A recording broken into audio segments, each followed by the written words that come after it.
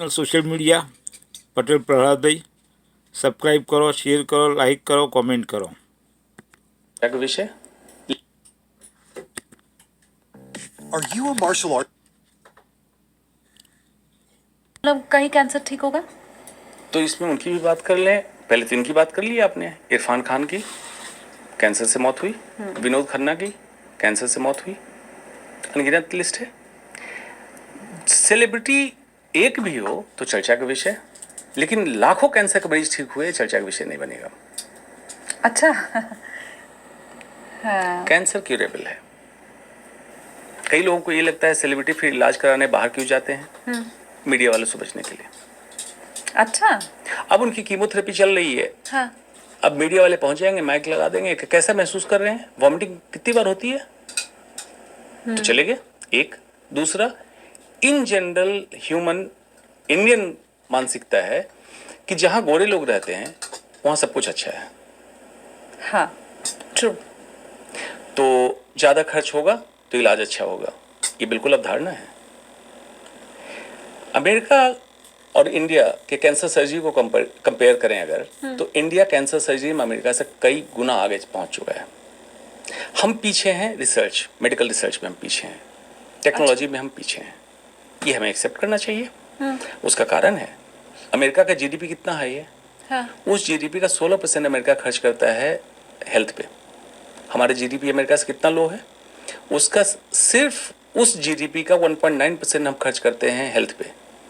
उस 1.9% का 1.2%, 1.9% का 1.2% हम खर्च करते हैं मेडिकल रिसर्च पे, और सिर्फ 0.6% खर्च करते हैं रोकथाम पे, बीमारियों की रोकथाम पे। हम इस पे पीछे हैं। इसलिए इसको समझ के लोग जाते हैं वहां इलाज कराने, खर्चे बेबुनियाद करते हैं। अगर लेकिन इंडिया में भी कैंसर का खर्च कौन सा सस्ता है? आप इमेजिन नहीं कर सकते, अगर इंडिया में 1 लाख रुपए है तो अमेरिका में 60 लाख रुपए है। इतना का अंतर है।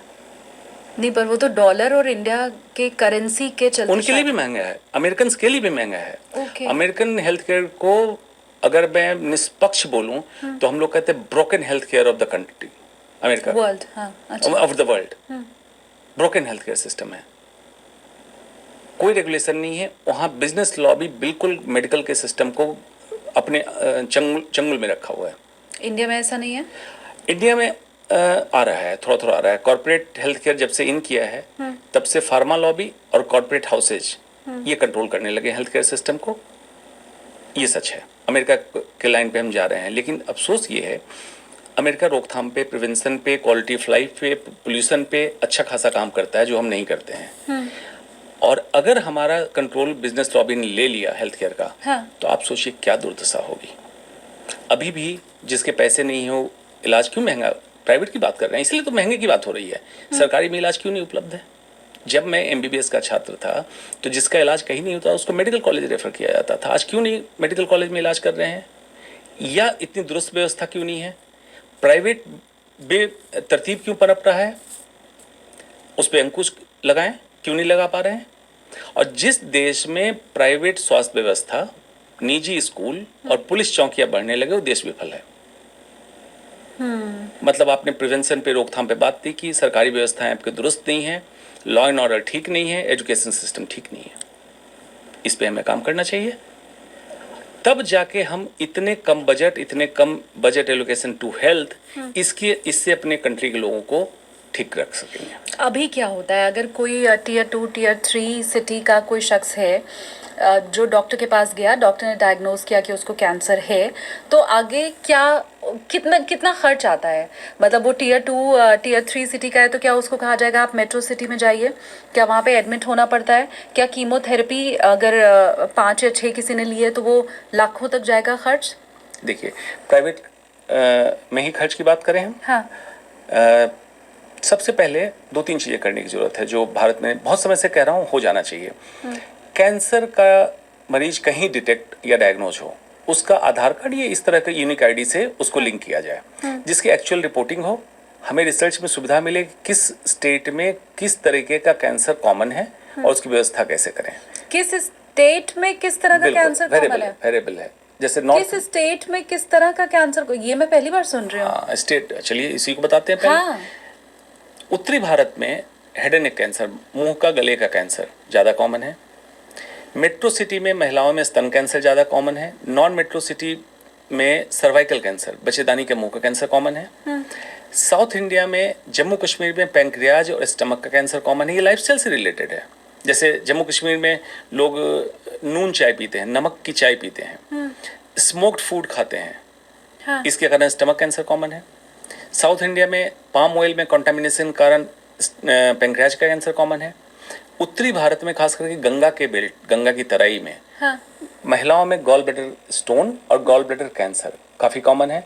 ये इसलिए कॉमन है कि गंगा जहाँ से सिंचाई की व्यवस्था करती जा रही है उसमें हैवी मेटल्स इंडस्ट्री वाले डालते हैं। कानपुर से डाउन जब गंगा इन करती है, हाँ। वाराणसी होते, बिहार होते, 24 परगना, वेस्ट बंगाल, हाँ। वहाँ तक जो बेल्ट है गॉल ब्लैडर कैंसर का बेल्ट है। उसको बेल्ट हम कहते हैं ओ गॉड। क्योंकि कैडमियम मरकरी वहाँ के पानी में ज़्यादा है, यही सिंचाई में जाता है, यही खाना में जाता है। और महिलाएं ज़्यादा प्रोन होती है गॉल ब्लैडर कैंसर के पुरुषों के कंपेरिजन। पुरुषों में भी होता है, महिलाओं में ज़्यादा कॉमन होता है। इसीलिए मैंने कहा कि इसकी एग्जैक्ट हमें डायरेक्टिव मिल जाए कौन से स्टेट में क्या कॉमन है, ताकि हम प्रिवेंशन पे, रोकथाम पे उस तरह से चर्चा कर सकें। ये आपकी रिसर्च है? पब्लिश रिसर्च है, सबको पता है, ओके। सबको पता है। हाँ।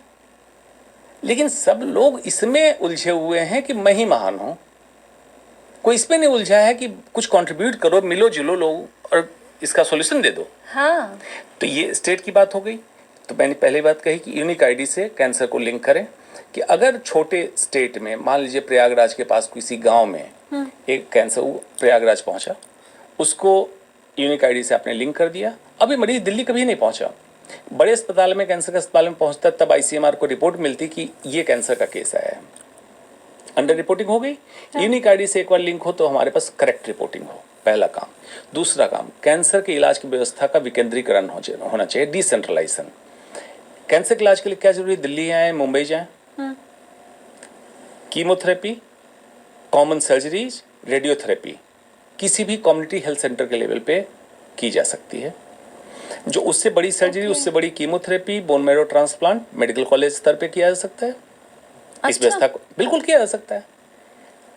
मैं सच में ऐसी कोई बात नहीं कर रहा हूं जिसमें अनडूएबल, या मैं कहूंगा कि इतने बिलियन डॉलर मुझे दो तभी मैं कर पाऊंगा। इसी एग्जिस्टिंग सिस्टम में ये सिस्टम हो सकता है। मतलब अब तो सुन के लग रहा है बहुत आसान है। बिल्कुल। लेकिन कॉम्प्लिकेटेड किया गया है या है, आई डोंट नो। कॉम्प्लिकेटेड देखिए क्यों किया गया। पॉलिटिशियंस तो उम्मीद आप मत कीजिए, क्योंकि वो पढ़े लिखे नहीं हैं। जो नीति निर्धारक हैं ब्यूरोक्रेट। अब ब्यूरोक्रेट इतिहास के पन्ने पलट के आईएएस बन गया। मेडिकल की जानकारी नहीं थी। हाँ। उसको दे दिया गया। एक आईएएस के पास 86 पोर्टफोलियो, 86 पोर्टफोलियो होता है। जो पायलट होता है, जो प्लेन उड़ाता है, 2 पायलट क्यों रखा जाता है मालूम है? एट ए टाइम एक ह्यूमन माइंड 6 पोर्टफोलियो पे काम कर सकता है। हाँ। तो ऑटो मोड पे जब जाता है फ्लाइट, हाँ। तो कोई पायलट नींद आ जाए, डिस्ट्रैक्ट हो जाए, तो 7वां एंड प्लस पोर्टफोलियो दूसरा पायलट टेक ओवर कर लेता है। तो 86 पोर्टफोलियो, कौन सी विलक्षण प्रतिभा लेके आईएएस ऑफिसर आया जिसको 86 पोर्टफोलियो देकर डीएम बनाते हो? हाँ। वही निर्धारण करता। कोविड के टाइम भी आपने देखा था, रेमडेसिविर किसको लगेगी, बैरिकेड कहाँ लगेगा, ये डिसीजन कौन कर रहा था? डीएम। और रेमडेसिविर से इनफैक्ट कितना नुकसान भी हुआ है, हर कोई भाग रहा था लेने के Exactly. लिए, और बाद में डॉक्टर्स ने कहा इसकी जरूरत तो नहीं स्वास्थ्य थी। की नीति बना रहा है आईएएस ऑफिसर, पास कर रही है। तो आप कहेंगे डॉक्टर भी तो इन्वॉल्व हैं, कुछ लोग हैं, वो डॉक्टर नहीं बचे। जो ऊंचे पोस्ट पे जाके बैठ गए हैं वो नेता हो चुके हैं। चाटुकारिता करके उनको पोस्ट मिली, उनको कोई फर्क नहीं पड़ता स्वास्थ्य व्यवस्थाओं की हालत क्या हो। इसके लिए मेरा रिकमेंडेशन में होता है, जैसे आईएएस इंडियन एडमिनिस्ट्रेटिव सर्विस है, आईपीएस इंडियन पुलिस सर्विस है, आईआरएस रेवेन्यू सर्विस है, आईएमएस होना चाहिए इंडियन मेडिकल सर्विसेज। हर डॉक्टर को उस एग्जाम को पास करना पड़ेगा। उसका डॉक्टर चॉइस पूछा जाए कि तुम क्लिनिकल काम, मतलब मरीज देखने का काम करना चाहते हो या एडमिनिस्ट्रेशन में जाना चाहते हो। एडमिनिस्ट्रेशन में जो जाएगा वही joint secretary, principal secretary health बने और वो नीति बनाए। अब तो ईवीएम स्कैम, अनएजुकेटेड हाउस बन गया है। आपकी आवाज पहुंचे, ऊपर तक पहुंचे और ये कदम उठाए जाएं। ऊपर तक पहुंचे न पहुंचे, मैं तो उनको ऊपर नहीं मानता हूँ। वो तो याचक हैं, वो तो भीख मांगते हैं, हर 5 साल में भीख मांगने आते हैं। बात हमारी पहुंचनी चाहिए पब्लिक तक। पब्लिक जिस दिन समझ जाए कि एक्चुअल जरूरत ये है, तो सच में ये समाधान पे हम बहुत जल्दी पहुंच जाएंगे। अदरवाइज आंखों के सामने से ये दृश्य निकलता जा रहा है हम चलचित्र की तरह देख रहे हैं, चित्र जो चल रहा है हम देख रहे हैं, मूक दर्शक बने हुए हैं। अब मुझे एक बात आप और बताएं कि आज के पॉडकास्ट में आपने जितनी चीज़ें हमारे व्यूवर्स को बताई हैं, अगर उसी नक्शे कदम पे हम चलें, जितना संभव हो सके कम से कम, तो रोग हमसे दूर रहेंगे?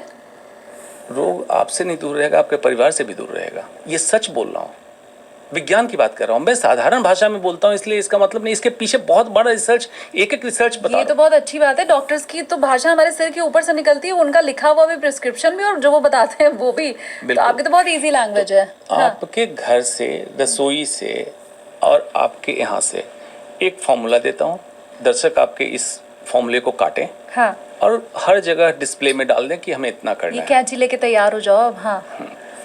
आपके जीवन में इस सब कुछ का सारांश उसी में आ जाएगा। फॉर्मूला है MMMS, 3MNS। क्या क्या आपको ध्यान देना है? फर्स्ट M, मील। जो भी आप मुंह से लेते हैं उसको आज से जज करना चालू करें। ठीक है। खाने और पीने दोनों की चीज। तो क्या करना है आपको? रॉ खाएं, रियल खाएं। कोशिश करें कि जितना रॉ जो चीजें मैंने समझाई ये हो, और रियल मतलब प्रोसेस्ड एंड अल्ट्रा प्रोसेस्ड ना हो। ठीक है। रीजनल खाएं, सीजनल खाएं। जिस क्षेत्र में आप रहते हो उस क्षेत्र की चीज खाएं। इंडोनेशिया की कीवी मंगवा खा के आप स्मार्ट ना बने। हाँ। केमिकल डाल के ही आपके तक पहुंचाया जाएगा, अदरवाइज कीवी कैसे प्रिजर्व होगी? ठीक बात। सीजनल खाएं। जिस सीजन में अमरूद का सीजन है अमरूद खा लें, पपीते का सीजन है पपीता खा लें। अभी जिस सब्जियों का सीजन है वही खाएं। किस लिए आपको स्मार्ट बनना है कि आप 600 रुपए किलो की सब्जी खरीद के स्टेटस सिंबल बना रहे हैं? आप स्वस्थ रहिए। Wholesome food for wholesome health, as it is. गेहूं, चावल, दलहन एज इट इज। बेवजह को उसको रिफाइन कराने के चक्कर में ना पड़े। रिफाइन मतलब नहीं खाएं कोई भी चीज। रिफाइंड ऑयल, रिफाइंड नमक, रिफाइंड चीनी, कुछ नहीं। ज़्यादा हाइपोकॉन्ड्रियक न बने ऑर्गेनिक के चक्कर में। लेबलिंग और इनसे ऑर्गेनिक नहीं होती चीज़ें। जो तरीका मैंने बताया, direct procurement from the farmer, उसकी कोशिश आज से चालू करें आप। मील,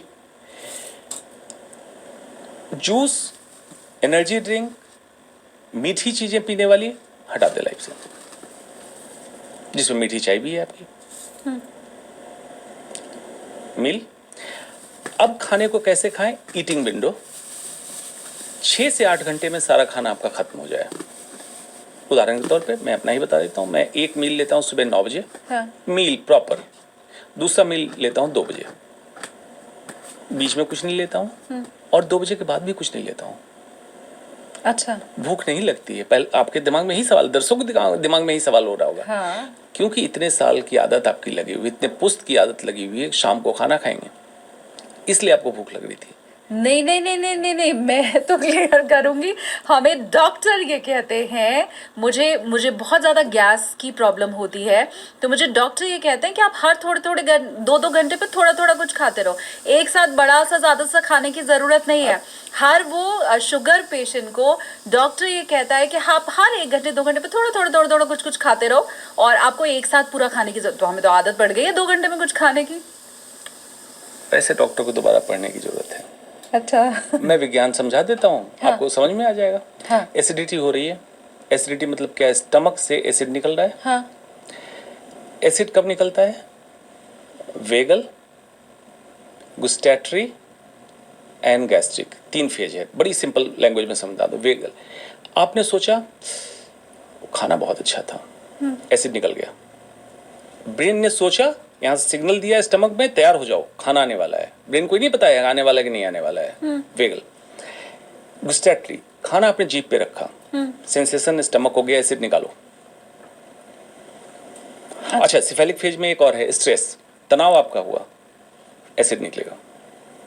और तीसरा, जब खाना पेट के अंदर पहुंचा तो किस तरह का, इसमें प्रोटीन कितना है, कार्ब कितना है, उसके कारण एसिड निकलेगा। अब इमेजिन कीजिए, जब खाना या खाने की सोच एसिड निकाल रहा है तो 2-2 घंटे पे खाएंगे तो एसिड ज़्यादा निकलेगा। सिर्फ न्यूट्रलाइज होगा, आपको पता नहीं चलेगा, आपको एसिडिटी महसूस नहीं। एसिड हाइपर क्लोरोहाइड्रिया, मतलब एसिड आप ज़्यादा निकालते रह रहे हैं। तो एसिडिटी की वजह क्या है? Number 1 fatty liver, number 2 stress, smoking obviously, alcohol obviously, yes, frequent meal acidity कराती है। लैक गणित ही ऑफ, बदल दिया पूरा। हाँ मैं तो समझ- साइंस बता रहा हूँ। एट द सेम टाइम शास्त्रार्थ के लिए, मेडिकल शास्त्रार्थ के लिए डिबेट के लिए मैं इनवाइट कर रहा हूँ, जिनको आना है आइए। मैं रिसर्च खुला पेपर चैलेंज है, कोई डॉक्टर भी अगर देख रहे हो तो आप आइए, कमेंट्स रिसर्च बॉक्स पेपर खुला लेके है। बैठूंगा। हाँ, और ये सेम एडवाइस आप किसी शुगर पेशेंट के लिए भी करते हैं? डॉक्टर जैसन फंग कनाडा का नेफ्रोलॉजिस्ट है, जिसने हाँ। शुगर पेशेंट के लिए इंटरमिटेंट फास्टिंग कॉइन किया था, जो अब लोग वजन कम करने में भी इस्तेमाल कर रहे हैं। हाँ। 14 से उस शुगर पेशेंट के लिए कॉइन किया था intermittent fasting. Oh my God. Sugar patient का कंफ्यूजन आप समझिए क्या है। टाइप 2 डायबिटीज की बात कर रहा हूँ। टाइप 1 डायबिटीज तो इंसुलिन, ये है जेनेटिक प्रॉब्लम है, बचपन से जो बच्चे को है वो छोड़ दीजिए, वो अलग चीज है। टाइप 2 डायबिटीज मतलब इंसुलिन रेजिस्टेंस, जो मैंने समझाया चोर और डाकू की कहानी। फैटी लिवर हुआ, अब जो आपने खाया उस ग्लूकोज को पंप करने की, पेट पे मोटापा जिसको हम कहते हैं विसरल फैट, लिवर मोटापा, फैटी लिवर, इसको पंप करने की जगह नहीं थी। उदाहरण के तौर पे ये रूम है, इस रूम में 10 टन की कैपेसिटी थी, आपने भर दिया, मतलब हमारा शरीर फुल ऑफ एनर्जी है in the form of fat, भरा हुआ। अब आप खाना खा रहे हैं, बॉडी को जरूरत नहीं है एनर्जी की, तो इस ग्लूकोज को फैट में कन्वर्ट करके इसी रूम में डालना है। तो जैसे कंप्यूटर में होता है zip file, compressed file, insulin का काम है उसको कंप्रेस करना और 10 टन को आधे में कर देना और फिर इसको पंप करना। लेकिन पंप करने के लिए उसको ज़्यादा ताकत चाहिए, जिसको हम कहते हैं इंसुलिन रेजिस्टेंस। बॉडी हमारी रेजिस्टेंट हो गई इंसुलिन के लिए। इंसुलिन कब नहीं था, पैंक्रियाज इनफ इंसुलिन दे रहा था, लेकिन अब पहले से 4 गुना इंसुलिन की जरूरत हो रही थी। डॉक्टर ने क्या किया, दवा दी, पैंक्रियाज और इंसुलिन निकालो। जो मेन दोषी था उसको और आपने बढ़ावा दिया कि और आ जाओ। करते करते पैंक्रियाज एग्जॉस्ट हो गया। अब आपकी दवा चल रही थी, टैबलेट चल रही थी, अब आप इंसुलिन का इंजेक्शन लेने लगे। साथ में क्या हुआ, अगर सब कुछ सही चल रहा था, ब्लड ग्लूकोज आपका नॉर्मल था, तो हार्ट अटैक क्यों आ गया? हाँ। इंसुलिन बढ़ता गया, हाइपरटेंशन करा दिया। इंसुलिन हाइपरटेंशन भी कराता, सोडियम जो नमक में है, सोडियम एंड वाटर रिटेन कराता है, हाइपरटेंशन कराता है। हाइपरटेंशन हो गया, तो डायबिटीज के बाद हाइपरटेंशन क्यों हुआ, बताए डॉक्टर। तो आपको जरूरत क्या थी, ग्लूकोज स्पाइक को कम करना, इंसुलिन को कम करना। तो कम कैसे होगा इंसुलिन, आप बार बार ग्लूकोज का चैलेंज ना दे। हम तो दे रहे हैं लेकिन। एग्जैक्टली ग्लूकोज का चैलेंज बार बार दे रहे हैं, बार बार फूड ले रहे हैं, इंसुलिन निकल रहा है, आप रेजिस्टेंट बनते हैं, मतलब एक मकड़ जाल में उलझते जा रहे हैं। तो एम पे बात हो रही थी पहले, एम। तो अब खाने में सीक्वेंस क्या होना चाहिए। जेसी इंसॉपिस करके एक फ्रेंच डाइटिशियन है, उसने बड़ी अच्छी किताब लिखी, ग्लूकोज रिवोल्यूशन। उसने फॉर्मूला दिया, कहा पहले तुम खाने में फाइबर लो, सब्जियां, सलाद और इस तरह की चीज ले लो, जिसके कारण इंटेस्टिन की कोटिंग हो जाए, और उसके बाद जो भी खाना खाओगे उससे ग्लूकोज, ग्लाइसेमिक लोड ब्लड में स्लो पहुंचे। तो पहले फाइबर लिया, साथ में गट के अंदर 30 to 70 ट्रिलियन बैक्टीरिया है, जिसको माइक्रोबायोटा बोलते हैं। माइंड हमारा ब्रेन के साथ है, सेकंड माइंड गट में है। तो इसलिए गट माइंड एक्सिस करके एक फॉर्मूला है कि जैसा खाना आप बैक्टीरिया को देंगे, जो केमिकल निकालेगा उसी हिसाब से आपका मन रहेगा। तो पहले आपने फाइबर लिया, उसके बाद आप ले प्रोटीन एंड फैट। वेजिटेरियन है, vegetarian source protein, non veg है, नॉन वेज के, उसके साथ फैट आपको मिल जाएगा। फैट पूरा अवॉइड करने की जरूरत नहीं है। जितने हमारे हार्मोन्स हैं मैक्सिमम कोलेस्ट्रॉल डिपेंडेंट रिंग से बनते हैं, तो आपको फैट भी एक लिमिट में चाहिए। और थर्ड, शुगर अवॉइड करें। अगर कार्ब लेना है, कॉम्प्लेक्स कार्ब लें। कॉम्प्लेक्स कार्ब से मतलब ब्राउन राइस, साबुत मतलब चोकर के साथ का आटा, रागी, ज्वार, बाजरा, ये लें। फाइबर के साथ जाएगा, डिले इसका स्लो डाइजेशन होगा, ग्लूकोज बहुत स्लो बढ़ेगा, इंसुलिन कम ये रहेगा। अगर स्वीट मीठा लेना ही चाहते हैं, हाँ। तो लास्ट में इस कार्ब के बाद, खाने के तुरंत ही बाद थोड़ा सा मीठा ले लें। कोशिश करें केमिकल टाइप की चीनी ना लें, जैगरी, गुड़ से बनी हुई चीज़ आप ले सकते हैं, बट कम। अब कार्ब एंड शुगर तो ना लें तो बेहतर है, लें तो जैगरी तरह की। कार्ब कितना लें, अगर आपका वजन ठीक है तो 1 ग्राम पर किलोग्राम बॉडी वेट, जैसे 60 kg का कोई है, उसको लगता है वजन ठीक है, हाँ। तो 1 ग्राम मतलब 60 ग्राम कुक्ड राइस, ये रिकमेंड है। 60 ग्राम कुक्ड राइस इतना होगा, लोग कहेंगे कि खाएं या भूखे रह जाएं, हाँ। सब्जी ज़्यादा खा लो। हाँ। जो लोग भात दाल सब्जी खाते हैं भारत में, या रोटी दाल सब्जी खाते हैं, उनसे मैं कहता हूँ सब्जी दाल चावल खाओ। हाँ सब्जी दाल रोटी खाओ, कार्ब को कम कर लो, इससे एब्जॉर्प्शन कम, डायबिटीज रिवर्सल, हाइपरटेंशन रिवर्सल, मोटापा कंट्रोल। आपको मेहनत ही नहीं करनी पड़ेगी मोटापा कम करने के लिए फर्स्ट टाइम। खाना बनाने में भी मेहनत नहीं करनी होगी, रोटी कम सेकनी होगी ना। हाँ, रोटी कम सेकनी होगी। हाँ, सब्जी ज्यादा खा लो, सब्जी ज्यादा खाओ। बिल्कुल ठीक है। तो हमारा ये मील हो गया। मील। अभी 2M। Second, हाँ मूवमेंट अच्छा। Means exercise. जिम मैराथन एक अच्छी स्टडी हुई जिसमें देखा गया कि 10 एक्सरसाइज की तुलना की गई कि हमारे रियल स्वास्थ्य के लिए कौन सी एक्सरसाइज बेहतर है। योगा बेस्ट, स्विमिंग, साइकिलिंग, ऐसे करते करते लास्ट में आया मैराथन एंड जिमिंग। जिमिंग जो पैसे खर्च कर रहे हैं हम हर महीने 2000-3000 रुपए। बिल्कुल। आपके एक्सरसाइज का मूवमेंट का 4 कंपोनेंट तय होना चाहिए। FARB। आपकी एक्सरसाइज में फ्लेक्सिबिलिटी होनी चाहिए, मतलब जॉइंट्स लचीले रहें आपके। एरोबिक्स होना चाहिए, AR रेजिस्टेंस ट्रेनिंग होनी चाहिए, B बैलेंसिंग होना चाहिए। जिम आपको बैलेंस पर कभी ध्यान नहीं देता है। हाँ। ये कौन सी ऐसी एक्सरसाइज है इसमें चारों चीजें होंगी? योगासन। आपको चारों चीजें मिल जाएगी। ये करें। कब कब करें मूवमेंट? सुबह के समय जरूर करें, अपने दिन शुरुआत करने से पहले। Morning good. खाने के बाद 10 मिनट वॉक करें, मूवमेंट करें। राइट। ऑफिस में काम करते हैं, कुछ लोग कहते हैं बहुत लंबा काम करना चाहिए और ये करना चाहिए, उस चक्कर में ना पड़े। 8 से 10 घंटे ज़्यादा काम ना करें। अच्छा। 2 घंटे लीजर रखें अपने लिए। हाँ। 1 घंटे केवल की स्थिति में जाएं और 7 से 8 घंटे सोएं। ये बंधुआ मजदूरी ना करें। ना करें। तो इसमें ऑफिस में काम कर रहे हैं तो prolonged sitting is equivalent to smoking. Okay. तो हर 1 घंटे पे उठें, 2-4 घूंट पानी पिए हाँ। और बॉडी को स्ट्रेच करें। स्ट्रेचिंग में आपका हेड टू टो सारी स्ट्रेचिंग हो जाए, ताकि जो लैक्टिक एसिड बॉडी के अंदर बना बैठे रहने के कारण वो मेटाबोलाइज हो, पानी उसको डाइल्यूट करे, आपके यूरिन के रास्ते निकाल दे। Second movement. तो आप स्मोक नहीं भी करते हैं लेकिन आप 9 घंटे खाली बैठे रहते हैं? ये कार्डियोलॉजी का रिसर्च पेपर है। ओ गॉड, मेरे लिए ये भी बहुत नई बात है सर। आज कंप्यूटर पे काम करे, सर्वाइकल स्पॉन्डिलाइटिस, हाँ। गर्दन की प्रॉब्लम, हाँ। पेट निकला जा रहा है, सब दूर हो जाएगा आपका, आप नॉर्मल होने लगेंगे। तो क्या क्या बताया मैंने? ऑफिस पहले बताया, मॉर्निंग मूवमेंट, मील मूवमेंट खाने के बाद, then office movement, and third जब बॉस डांट दे फिर क्या करना है? तो मूवमेंट करना है। कैसे? थ्रेट रिस्पॉन्स हमारा कैसे डेवलप हुआ? जब हम हमारे पूर्वज शिकार के लिए जाते थे, शेर दिख गया, भागने लगे, तो नॉट एड्रेनलिन सिक्रेट होता था बॉडी में, वो ब्लड ग्लूकोज को बढ़ाता था ताकि हम रन करते रहें। यही थ्रेट रिस्पॉन्स लेके आज भी होमो सेपियंस हम चल रहे हैं। तो बॉस जब डांटता है तो एक्चुअली थ्रेट है, आपको नौकरी चली जाएगी, बॉस निकाल देगा, प्रमोशन नहीं होगा, पैसे नहीं मिलेंगे। बॉडी सिमिलरली बिहेव करती है, लेकिन यहाँ शेर तो है नहीं। हाँ। आप गुस्से में गए, एक सिगरेट ली, एक दूध वाली चाय ली और ब्लड ग्लूकोज को और बढ़ा लिया। तो क्या भागना शुरू करना है? हाँ, तो टेम्पररी अब डायबिटिक फेज में गए।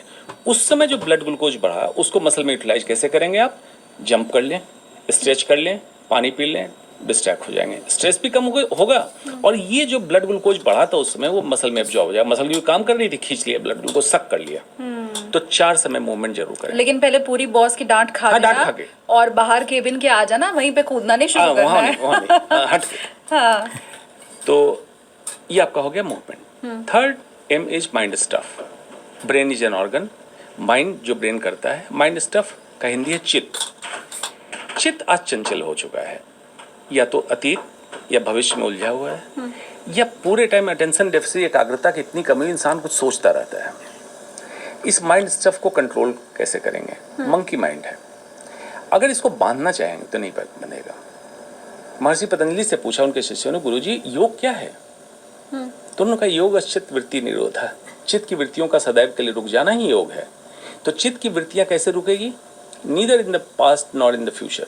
वर्तमान में जीना, वर्तमान में जीना शुरू कर दें, सचेतन की अवस्था में जिए, माइंडफुलनेस। और जो कर रहे हैं वर्तमान में सहजता, सरलता और तरलता के साथ करें, फ्रेश रहना। अगर इतना फॉर्मूला आप उतार लेंगे तो माइंड स्टफ आपका चित्त कंट्रोल में आने लगेगा। राइट। और जैसे फिजिकल मील की मैंने बात की, तो मेंटल मील माइंड स्टफ में ये भी जरूरी है। मेंटल मील का मतलब फिजिकल एंड क्या मेंटल। थॉट्स आप ग्राह्य, मतलब उतार रहे हैं अपने दिमाग में। आप सोशल मीडिया पे स्क्रॉल करें, दोस्त स्वीडन घूमने का चला गया, आप टेंशन में आ गए।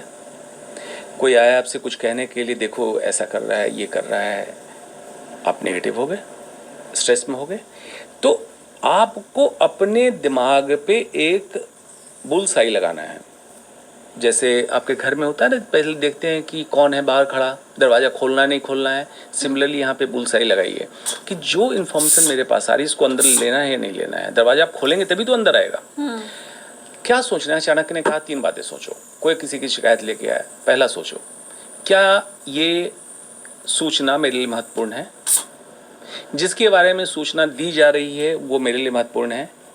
अगर ये सूचना किसी और के बारे में नेगेटिव, नकारात्मक मुझे दे रहा है तो मेरे बारे में भी कभी कुछ बोल सकता है, तो क्या ये महत्वपूर्ण है? 70-80% चीज़ें आप हटा देंगे जीवन से। तो मेंटल बिल, नेगेटिव चीज़ों के लेने की ज़रूरत नहीं है, इसको करें। और लास्ट है एस, स्लीप, नींद। 7 से 8 घंटे की, जैसे बच्चा सोता है, छोटा बच्चा, वैसे चैन की नींद सोएं, घोड़ा बेच के सोएं। और सुबह जब उठें तो जैसे कच्ची कली खिल के फूल बन रही होती, जितना टेंडर उसका लुक होता है, आप बिल्कुल फ्रेश, बिल्कुल तरोताज़ा सुबह जब जगें। कैसे पता चलेगा तरोताज़ा है? सर में दर्द ना हो, कमर में दर्द ना हो, और आँख खुलने के बाद तुरंत आप जग के बैठने को तैयार हो। अच्छा। मतलब नींद अच्छी हुई है आपकी। 2-3 चीज़ें करने की ज़रूरत है। बिस्तर गंदा ना हो, कुछ भी चुभेगा। जब आप डीप स्लीप में जाते हैं तो बॉडी में चुभने पे आपकी नींद डिस्टर्ब होती है। पाँव धोएं, ड्राई करें, कोई भी तेल, ऑयल, मॉइस्चराइजर पाँव में लगाएं। इसका बहुत अच्छा रिसर्च पेपर है, नींद अच्छी आती है। 2 घंटे सोने से 2 घंटे पहले आप स्क्रीन ऑफ कर दें, हर तरीके के स्क्रीन, जो कि आज के ज़माने में मुश्किल है, लेकिन संभव भी है। करके तो देखें। वाईफाई राउटर ऑफ करें, वाईफाई के सिग्नल नींद को डिस्टर्ब करता है। और रूम, अच्छा। हाँ, और रूम के अंदर कोई भी ब्लू लाइट ना हो, एलेक्सा डिवाइस या नाइट लैम्प। जितना डार्क होगा नींद आपकी उतनी अच्छी आएगी। खिड़की के पर्दे हटा दें ताकि सुबह जब सूरज की रोशनी हो तो आपके पिनियल ग्लैंड को एक्टिवेट करें और सर्काडियन रिदम के साथ साथ आप जग जाएं, आप तरोताज़ा जगेंगे। MMMS। अगर ये करेंगे तो जितनी बीमारियों की मैंने बात कही, जो मैं कहता हूँ बीमारी नहीं है, इससे आप दूर रहेंगे। अब मुझे लगता है हमारा ये जो पॉडकास्ट का सफ़र है वो लैंडिंग की तरफ आगे बढ़ रहा है, लेकिन लैंडिंग हो उसके पहले कुछ मिथ्स, या वो सच भी है मुझे नहीं पता, वो कैंसर को लेके अगर हैं तो हम उनके ऊपर बात कर लेते हैं, और आपके उन्हें लेके जो भी व्यूज़ हैं आप वो भी साथ के साथ।